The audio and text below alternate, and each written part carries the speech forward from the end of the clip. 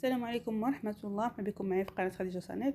بالنسبه للتكاوت كيف كتشوفوا معايا، ها هي دي مطحونه يعني وكنخرجوها من الغربال الرقيق. هذاك الرقيق بزاف باش تكون منيله فرص. وكنزيدوا معاها كل 4 الكيسان ديال تكاوت معلقه ديال الاعشاب اللي كيحبسوا التساقط ديال الشعر وتيقويوه وتيعطيو داك اللمعه في الشعر، باش حتى من بعد الا حبستي تكاوت واحد المده طويله ما تسبب لك حتى شي حاجه. كيف كتشوفوا معايا، ها هي تكاوت. بالنسبه اللي بغا يتواصل معايا في الرقم اللي غادي نخليه في الفوق في الشاشه. وهانتوما كيف كتشوفوا كيفاش كنطحنوها، حنا كنطحنوها في الماكينه ديال الضوء باش تخرج منيله. ضروري تكون منيله تكاوت، الا ما كانتش منيله ما كتلصقش في الشعر وما كتعطيش نتيجه زوينه. ضروري تكون منيله وما تنكتروش فيها الاعشاب.